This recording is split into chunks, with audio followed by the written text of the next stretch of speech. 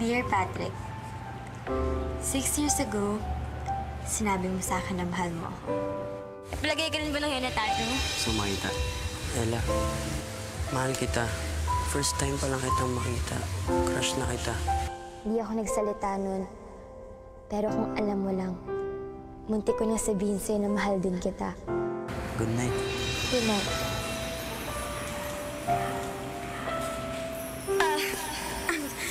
Sige. Good night. Sige.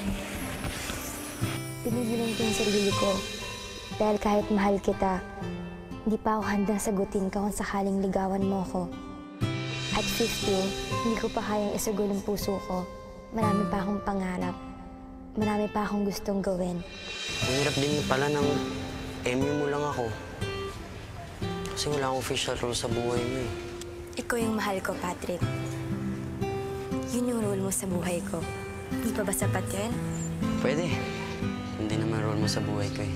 And at 15, doon nakataon ng puso ko. Mahal kita, pero hindi pa ako handang mahalin ka ng buong buo. Ikaw ang corny mo Hindi pa sayo-sayo ka pang nalalaman dyan? Ikaw nga pinakamaswerteng babae dito eh.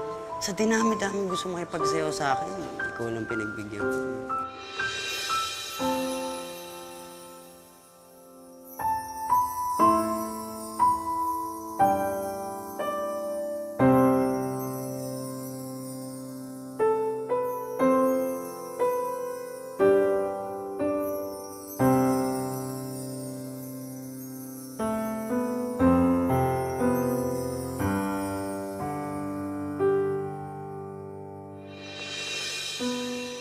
Sabi nila, lahat ng bagay may tamang panahon. Kaya ako sumusulat sa'yo ngayon. Ngayong 21 na tayo at tapos na tayo ng pag-aaral. At kahit papano naabot na natin mga pangarap natin, handa na akong sabihin sa'yo ngayon na mahal kita. Kaya na kitang mahalin ng buong buo.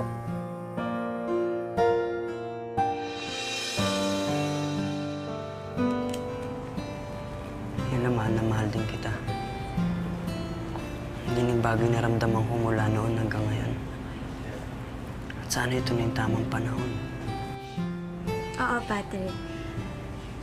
Tingin ko ito na yung tamang panahon. At gusto ko malaman ng 21-year-old na Patrick ngayon na ang 21-year-old na Ella